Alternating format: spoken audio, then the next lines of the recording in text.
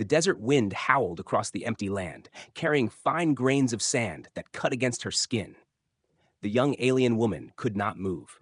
Her body was trapped beneath the ground, buried deep, with only her neck above the surface. The sand pressed against her chest so hard she could barely breathe. She tried to move her arms, but they were pinned tight. Every attempt made her weaker. The stars above seemed to mock her, shining cold and distant, while her life slipped away. She closed her eyes for a moment, remembering the screams of the crowd when they pushed her into the hole. Their voices still echoed in her ears, cursed, unworthy, broken. In her world, a woman who could not give children was less than nothing. She had begged, cried, even tried to explain that it was not her choice. But no one listened. They threw her down into the pit, poured sand over her body, and left her there to die. The night was silent now, except for the wind. Her throat was dry, her lips cracked. Each breath was pain, sharp and shallow. She wanted to scream, but her voice had no strength. Hours passed like endless chains. She thought of her family, of the life she lost. Nobody had come to help her. Perhaps no one ever would. But then, through the heavy silence, she heard it. A sound. Footsteps. Slow at first, then closer. Her heart jumped, beating wildly against her chest. She lifted her head as much as she could, eyes wide in the darkness. For a moment she thought it must be villagers, coming back to laugh at her, maybe to throw stones. Fear gripped her heart. She wanted to sink into the sand, to vanish before they reached her. Two shadows appeared against the faint moonlight. A tall figure and a smaller one beside it. They were not villagers. Their steps were steady, but cautious. The tall one carried something slung across his shoulder, and the smaller one clung to his hand. As they drew closer, she realized with shock what they were. Humans. Her people spoke of humans as dangerous outsiders, selfish and violent. But here they were, walking quietly in the night, a father and his child. The man looked strong, his face hardened by life, but his eyes were sharp and searching. The little girl beside him stumbled in the sand, holding tightly to his arm. The girl was the first to notice her. She gasped and tugged at her father's sleeve. "Papa, someone's there." Her voice was small but filled with alarm. The man stopped. His eyes followed where his daughter pointed, and they fell on the buried woman. The woman's heart raced. She tried to speak, but only a hoarse whisper came out. "Help, please." The man's face darkened with confusion and suspicion. He took a step closer, narrowing his eyes. The girl, however, broke free of his grip and hurried toward the half-buried figure. She knelt in the sand, her little hands brushing away some grains from around the woman's shoulders. "Papa, she's stuck! We have to help her!" The father came quickly, pulling his daughter back. "Stay away. We don't know who she is." His voice was stern, heavy with warning. The buried woman felt tears sting her eyes.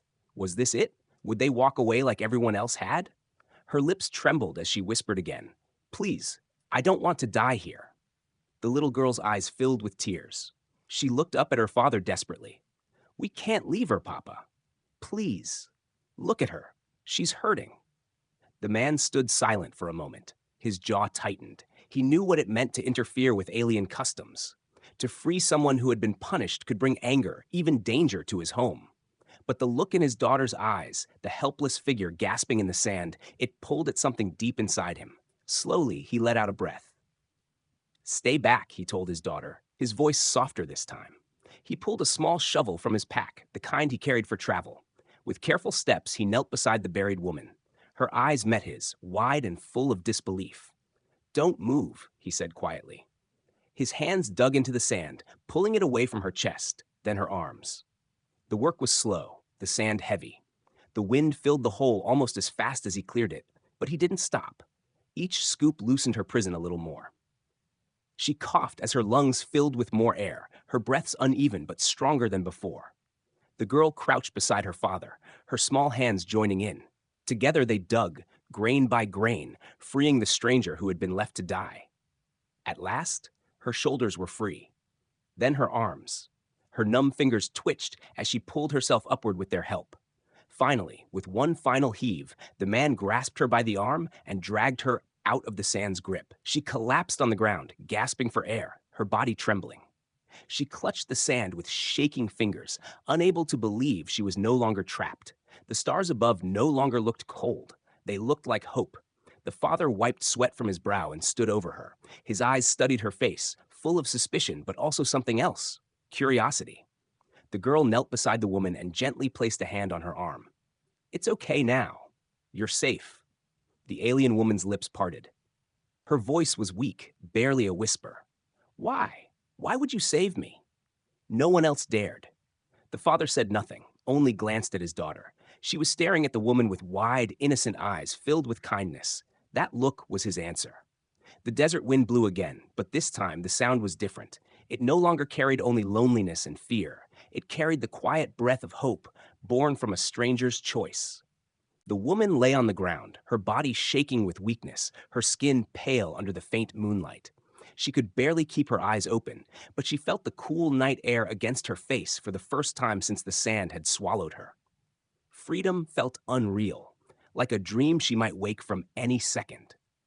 The little girl sat close, holding her hand as if afraid she would sink back into the earth. The father stood a few steps away, watching carefully. His chest rose and fell with slow breaths, his mind heavy with thoughts. He had done what no one else dared. He had freed someone who was meant to be dead. That decision alone could bring trouble to him and his daughter. Yet he could not walk away. His daughter's tearful eyes had pushed him to act, and now the woman lay alive before them, staring at him with a mixture of fear and disbelief. He knelt down beside her, his rough hands pulling a small flask from his pack. Without a word, he held it out. Her cracked lips trembled as she looked at it, unsure if she should trust him. The little girl encouraged softly, "Drink? It will help you." With shaking fingers, the woman reached out and took the flask. The water touched her lips, and her throat burned as she swallowed. The liquid was warm, but to her it felt like life itself. She drank slowly, every drop easing her pain. When she finished, she tried to speak. Her voice was faint, broken. "Why? Why did you help me? You should have left me." Her eyes lowered, as if ashamed of her own words. The father looked at her for a long moment before answering. "Because my daughter asked me to." His voice was steady, but heavy with truth. The little girl smiled proudly, holding the woman's hand tighter. The woman closed her eyes. She could not understand it. Her own people had called her cursed and buried her alive, yet this human, a stranger, an outsider, had dug her free. It was something beyond her world's laws, beyond her imagination. The father placed his hand under her arm and helped her sit up. She was weak, her body leaning heavily against him. She tried to push herself away, but her strength failed. "No," she whispered, her pride fighting against the kindness. "They will come for me. You should not keep me." The man's jaw tightened. He had heard stories of alien punishments, of strange customs that treated life like dirt. He knew the danger, but he also knew his daughter was watching him. He could not walk away now. He lifted the woman gently, carrying her across the sand. She was light in his arms, too light, as if starvation had carved her down to bone. The girl followed close, her small steps hurrying to keep up. Every few moments, the woman whispered weak protests. "Put me down. They will punish you too. You don't understand." But the man ignored her.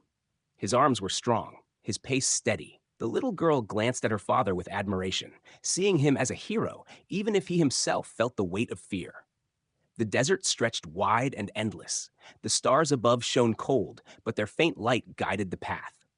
After what felt like hours, the dark shape of the father's small home appeared in the distance. It was simple, built of stone and wood, standing strong against the winds. Smoke no longer rose from the chimney. It had died hours ago. But inside, warmth still waited. When they reached the door, the girl ran ahead and pushed it open. The man carried the woman inside, lowering her onto a chair by the table. She trembled as the heat of the room touched her skin. Her eyes darted around, surprised by the sight of a home so plain, yet filled with a quiet comfort her own people had denied her. The man fetched a blanket and draped it over her shoulders. She flinched at first, as if expecting pain, but then relaxed into the warmth. The little girl climbed onto the bench beside her, placing her small head against the woman's arm. "You're safe now?" she said softly, her voice like a promise. The woman looked down at her, tears filling her eyes. No one had ever called her safe. She was always cursed, always shunned. She opened her mouth, but no words came. Her throat ached, her chest heavy with emotions she had buried for years. The father sat across from her, his eyes sharp and watchful. He finally spoke. "You should rest. You're not strong yet. Tomorrow we will see what comes." His words were simple, but behind them lay unspoken meaning. He knew the village might come looking. He knew their law demanded silence, not mercy. Still, he had chosen this path. The woman wanted to argue, to tell him to send her away, but exhaustion weighed down her body. She let her head fall against the wall, her breathing slow and uneven. The little girl stayed beside her, holding her hand as if afraid she would vanish again. As the fire in the hearth crackled softly, the man leaned back in his chair. His thoughts were restless, filled with doubts and dangers. But every time he looked at the stranger he had rescued, he saw the image of his late wife in her suffering eyes, and he could not bring himself to regret it. Outside, the wind carried whispers across the desert. The night was not yet done, and the village would soon discover what had been undone. But for now, inside the small home, silence held them together. The woman, once buried and forgotten, breathed steady again. The child, innocent and full of hope, guarded her with small hands. And the father, widowed yet strong, sat in the shadows, silently deciding that he would face whatever came next. The woman stirred before sleep took her fully. She turned her head toward the man, her lips moving weakly. "Why? Risk this?" she asked again. Her voice was soft, fragile, yet filled with confusion. This time, the man answered without looking away. "Because no one deserves to die like that." The words hung in the air, simple and heavy. The woman's tears slipped down her cheeks as she drifted into sleep, holding the little girl's hand tight. The night outside roared with the desert wind, but inside the house, a fragile bond had been born, one strong enough to challenge a world's cruel law. The morning light crept slowly into the small house, turning the walls a pale gold. The woman opened her eyes with effort, blinking against the unfamiliar sight. She was not surrounded by sand anymore. She was lying on a bed, covered in a rough but warm blanket. The air smelled of wood smoke and bread. For a moment, she thought it was another dream. She had dreamed of rescue before, only to wake up choking on dust. But this time, the bed was real. The warmth was real. The voices in the next room were real too. She turned her head slightly and saw the little girl sitting on a stool, watching her with curious eyes. The child smiled as soon as their eyes met. "You're awake," she whispered, as if afraid of breaking the quiet. The woman tried to speak, but her throat was still raw. Only a faint sound came out. The girl hurried away and returned with a cup of water. She held it carefully, both hands trembling as she lifted it. "Here, drink." The woman hesitated. In her people's world, humans were seen as selfish and cruel, but this small child looked at her with nothing but kindness. Slowly she drank. The water soothed her throat, and for the first time in many days, she felt life returning to her body. She gave the cup back, whispering, "Thank you." The girl's smile widened. "Papa said you need rest. I'll get him." She darted out of the room, her footsteps quick and light. A moment later, the man entered. His strong figure filled the doorway. He carried a bowl of food, simple soup with bread on the side. His eyes studied her carefully, still full of caution. "You should eat," he said, placing the bowl near her. She reached for it with shaky hands, but her arms trembled too much. Without a word, the man tore a piece of bread, dipped it into the soup, and handed it to her. She accepted it slowly, her pride stinging, but hunger was stronger. Each bite warmed her empty stomach, each swallow easing the weakness in her bones. She ate until she could not take more, then sat back, breathing heavily. The man watched in silence. At last he asked, "What is your name?" Her lips parted, but she looked away. She did not know if she should share it. Names carried meaning, history, shame. Finally she whispered, "Sira." The sound of it was soft, fragile. The man nodded once. "I'm Callan. This is my daughter, Mara." He spoke with a firm tone, like a man used to simple truths. Sira's eyes flicked toward the girl, who waved shyly before slipping closer to her side. "Why did they bury you?" Callan asked after a pause. His question was calm, but his eyes sharpened as he studied her face. Sira's chest tightened. Her people's cruelty still burned fresh in her memory. Shame twisted inside her, but she answered anyway. "I cannot bear children. In my village, women like me are seen as worthless, cursed. They bury us alive." Her voice broke at the end, tears threatening. She quickly wiped them away, ashamed to cry in front of strangers. Mara gasped, horrified. She hugged Sira's arm tightly, as if to comfort her. Callan's expression darkened. He looked away, his jaw hard, anger flickering in his eyes. Barbaric, he muttered under his breath. Sira lowered her gaze. You should not have saved me. If they find me here, they will come for you. They will not forgive this. Callan leaned back in his chair, his eyes steady on her. Let them come, he said. His voice was quiet but full of strength. You're safe here. The word struck her like lightning. Safe. No one had ever spoken that word to her. Not her family, not her village, not anyone. For years she had lived with the knowledge that she was seen as broken, less than human, less than alive.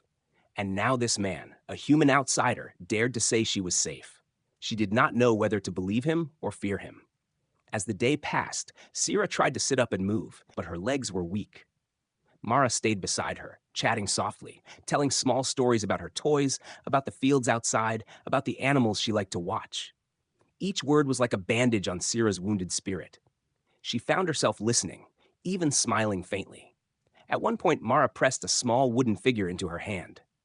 You can keep it, the girl said brightly, so you don't feel alone. Sira held the figure tightly, her heart heavy with emotions she could not name.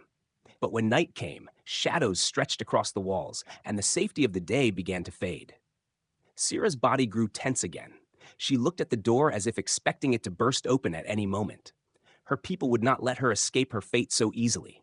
Fear gnawed at her chest. Callan noticed. He placed more wood in the fire and spoke in a low voice. They won't touch you here.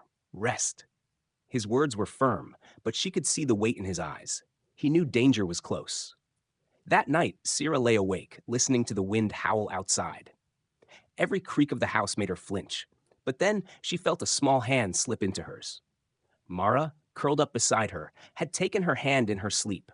The warmth of that touch chased some of the fear away. Sira stared at the ceiling, her heart caught between dread and hope. She had been buried by her own people, abandoned to die. Yet here, in the home of a human widower and his child, she was being given life again. She could not understand it, but deep inside, a fragile seed of trust began to grow. For the first time, she wondered if maybe, just maybe, she had been saved for a reason. The fire burned low in the hearth, throwing soft shadows across the wooden walls.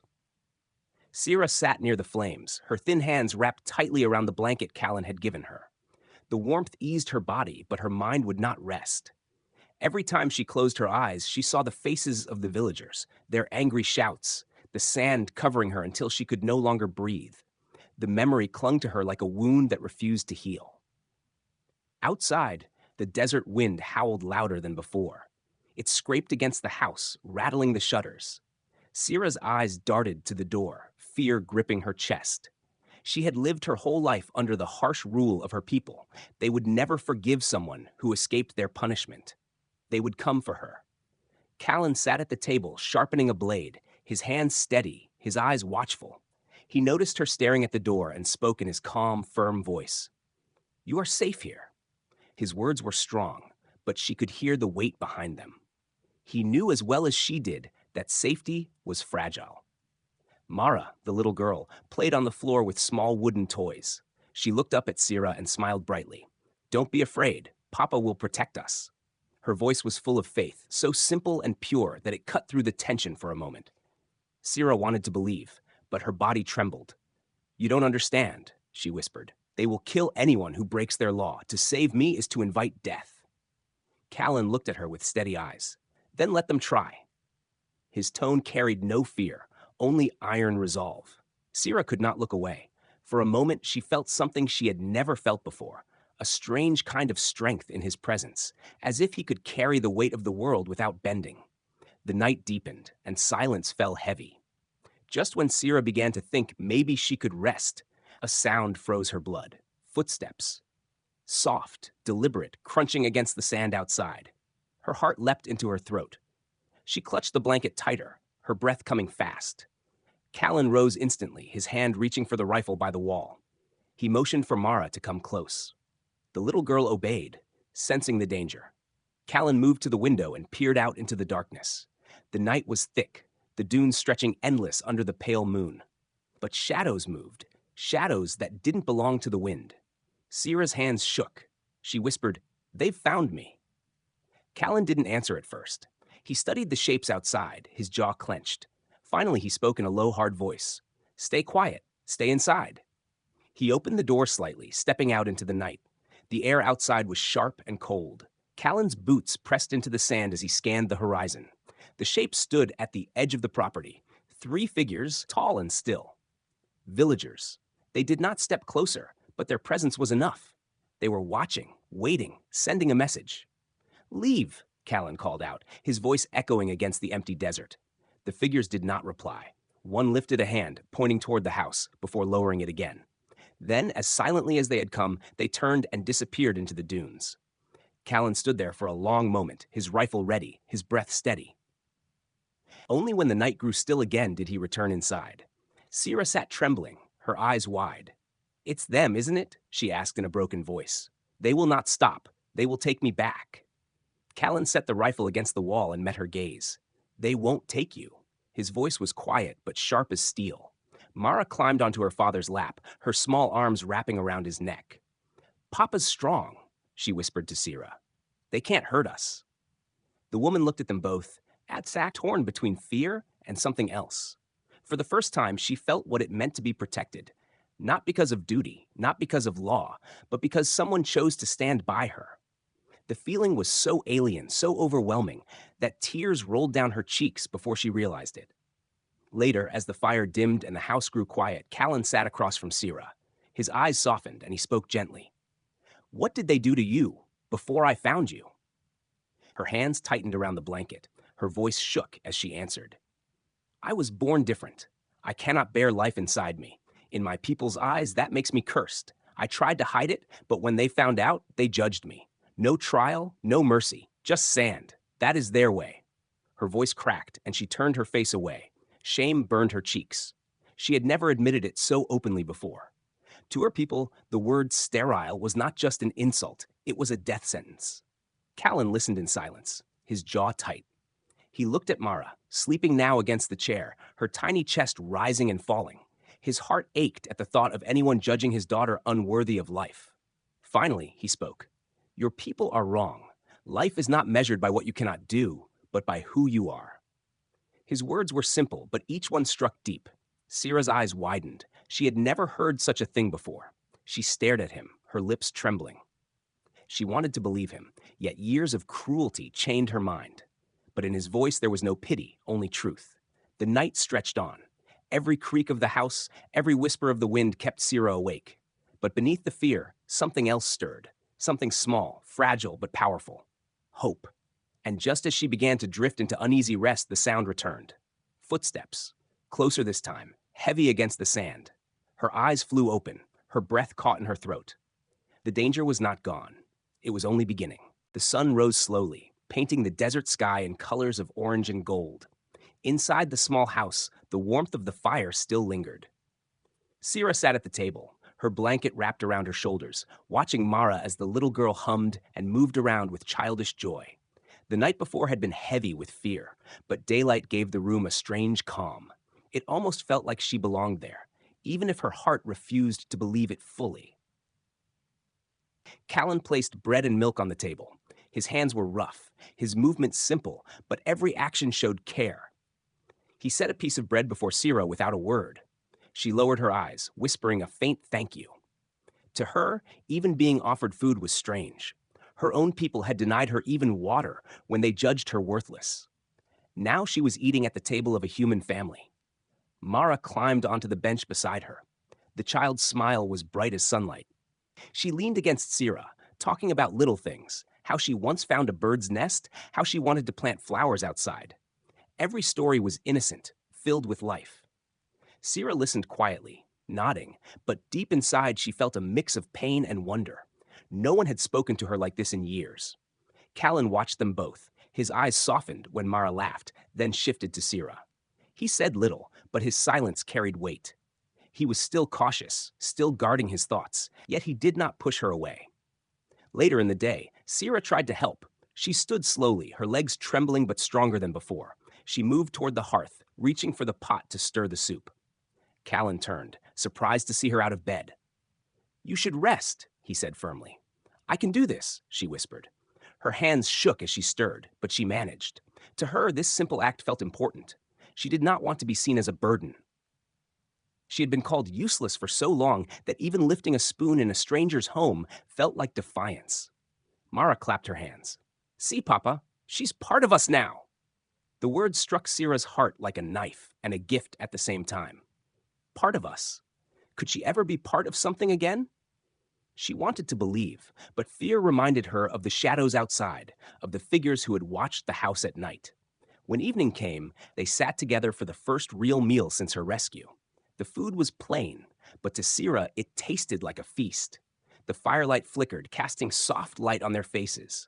For a moment, she almost forgot the cruelty of her people. She almost forgot the sand pressing down on her chest.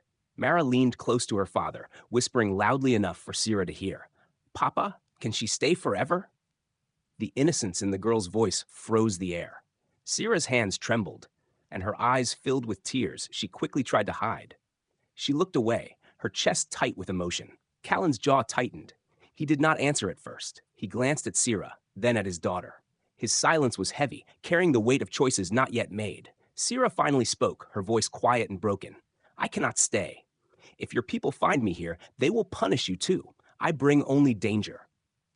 Mara shook her head stubbornly. I don't care. I want you here. You're kind. Svrai, you're not bad. Her little arms wrapped around Sira's waist as if to hold her in place.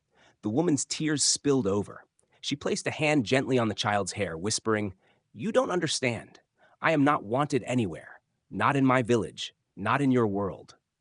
Her voice cracked, heavy with despair, but Callan finally spoke, his tone low and certain. You are here now. That's enough. His eyes held hers for a long moment. They were not soft, not pitying. They were steady, filled with quiet strength. That night, as Mara slept peacefully, Sira sat awake by the fire. Callan remained at the table, cleaning his rifle, preparing silently for what he knew might come. The shadows of the villagers were not gone. They would return. Both of them knew it. She broke the silence. Why risk all this? You could have walked away that night. No one would have blamed you. Callan's hands paused for a moment. Then he answered simply, Because no one deserves to be left in the ground. The words cut through her heart. She stared at him, unable to reply. He did not look at her with disgust, nor with pity. He looked at her like she was a person, nothing less. That alone was something she had never been given before. As the firelight danced on the walls, Sira felt the smallest spark of belonging. It terrified her, because belonging meant hope, and hope could be destroyed. Yet she could not deny the warmth building inside her. The sound of the wind outside reminded her that danger was still close. But inside the house, she was no longer buried. She was alive, sitting at the table of a man and his daughter who treated her as one of their own. For the first time in years, she dared to wonder if maybe she had a place in this world after all. And though fear still lingered in her heart, she held on to Mara's words, echoing softly like a promise. She's part of us now. The night was heavy with silence, broken only by the crackle of firewood. Callan sat at the table, his rifle close by, his eyes sharp and restless. He had lived through many storms in the desert, but this one was different. The danger was not wind or sand. It was men. He could still remember the shadowy figures he had seen outside, the way they pointed toward his house. They would be back, and this time they would not just stand and watch. Sira sat on the floor near the hearth, up her hands clasped tightly together. She had tried to stay calm, to tell herself she was safe, but fear kept twisting inside her. Every sound outside, the shifting of sand, the creak of wood, made her heart race. She knew her people's law.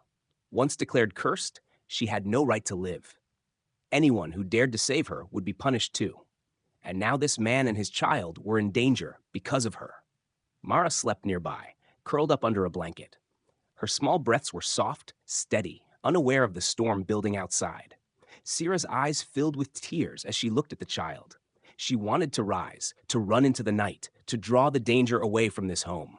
But her body still trembled with weakness, and her spirit was torn between fear and something she had not felt in years, hope. The sound came suddenly, knocking, loud and hard against the door. Sira's blood froze. Colin rose instantly, rifle in his hands, his body rigid. Another knock, louder this time, followed by voices, harsh voices speaking in her people's tongue.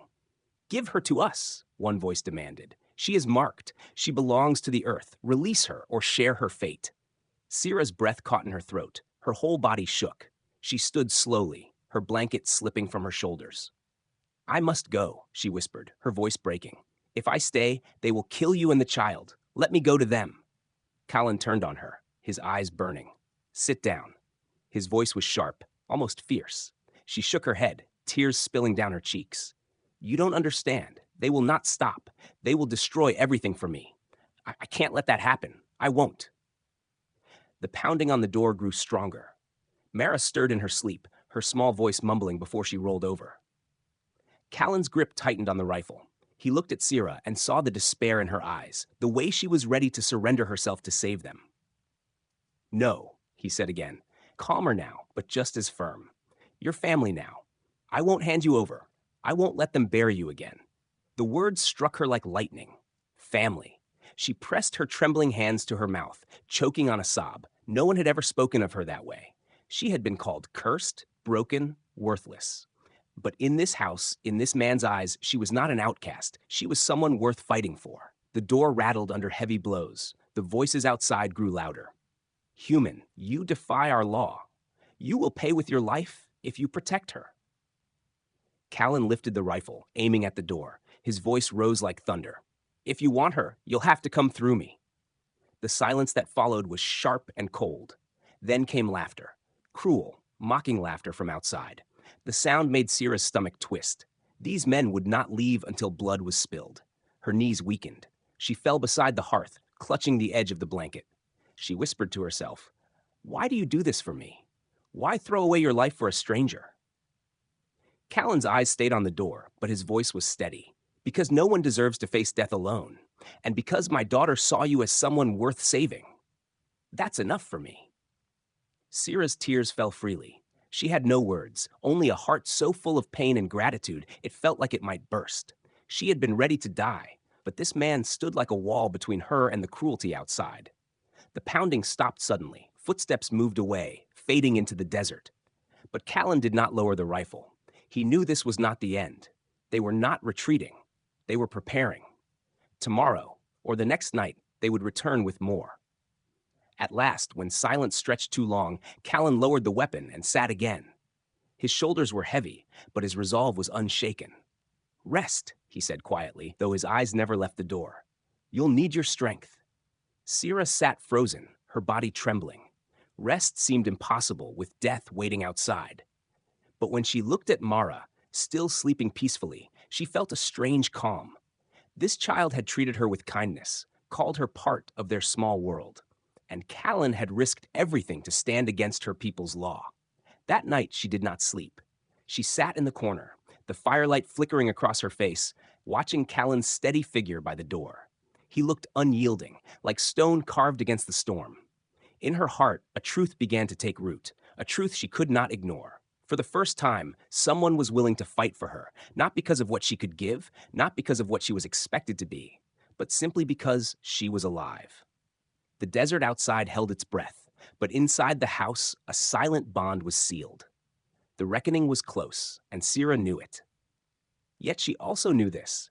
She would not face it, buried in the sand again. This time, she would face it standing, with the family that had chosen her. The next morning came with a sky heavy and gray, the desert strangely quiet. Callan stood outside his small house, his rifle across his shoulder, scanning the horizon. He knew they would come. Men who believed in cruel laws never forgot. They would not allow one woman's rescue to break their tradition. Inside, Sierra sat by the fire, her fingers nervously twisting the blanket. Mara was beside her, drawing shapes in the ashes with a stick, her childish humming filling the silence. For a moment, it almost felt normal, like a family's mourning. But Sierra's heart beat hard with dread. She had brought danger to this home, and today that danger would knock at the door again. By noon, they came. Dozens of figures appeared on the dunes, their silhouettes growing clearer as they approached. Warriors from her village, armed with spears and blades, their faces set in hard lines. They stopped at the edge of the yard, their leader stepping forward. His voice rang across the sand. "Human, you have stolen what belongs to us. Hand over the cursed woman, or we will take her and your blood with her." Sierra's stomach dropped. She rose slowly, her body shaking. I must go, she whispered, turning toward the door. Her legs trembled, but her eyes were filled with sorrowful resolve. If I don't, they will kill you and your daughter. I cannot let that happen. Callan stepped in front of her, his hand firm against her shoulder. His voice was sharp, unyielding. You're not going anywhere. Her eyes widened with tears. Why? Why risk everything? They will not stop. Because you are not cursed, Callan said, his words steady like stone. Because you are alive, and because in this house you are family. The words struck her like a blow. She could barely breathe, her chest aching with a mix of pain and hope. No one had ever spoken for her, never stood beside her against the world. Outside, the leader shouted again. Last chance, human. Give her to us or face death. Callan raised his rifle, his eyes hard. Then death it will be. The warriors surged forward, their feet pounding the sand. Mara cried out, clinging to Sira's hand. Sira's breath caught as the world seemed to explode around her. Men shouting, the crack of Callan's rifle, dust rising in the air. She pulled Mara back, shielding the child with her body, her heart pounding like a drum. Callan stood firm, firing again and again, each shot echoing across the desert. But there were too many. The warriors spread, circling like wolves. Sira's fear twisted into something new, anger. For years, she had accepted her people's judgment, but now, seeing Callan and Mara fighting for her, she felt fire burn inside her. She grabbed a wooden staff near the hearth and stepped forward. Her body shook, but her spirit was fierce. When one of the warriors broke through the door, she struck him across the face, her cry loud and sharp.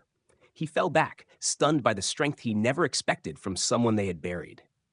Callan glanced at her, surprised, but he saw the determination in her eyes. This was no longer just his fight. It was hers too. The battle stretched into chaos, dust and fire filling the air. More warriors fell, some wounded, some retreating. The leader shouted orders, but even he began to falter. He had expected a weak woman and a lone human, not a stand that burned like fire against the night. At last, silence began to fall.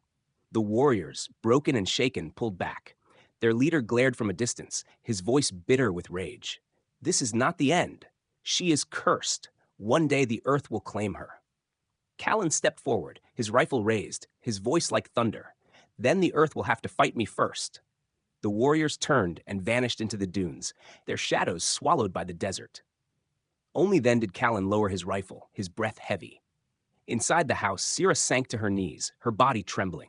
Mara rushed to her side, hugging her tightly. You're safe, the little girl whispered, her innocent voice carrying more strength than any blade. Tears ran down Sira's face. She looked at Callan, her lips trembling. I don't understand. Why stand for me? Why fight against them all? Callan wiped the sweat from his brow. His eyes met hers, steady and unshaken. Because no one deserves to be buried for who they are, and because you're not alone anymore. The words broke her. She wept openly, not from fear, but from something deeper. Relief, hope, and the strange warmth of belonging. For the first time in her life, she was not cursed. She was not worthless. She was alive, seen, and chosen.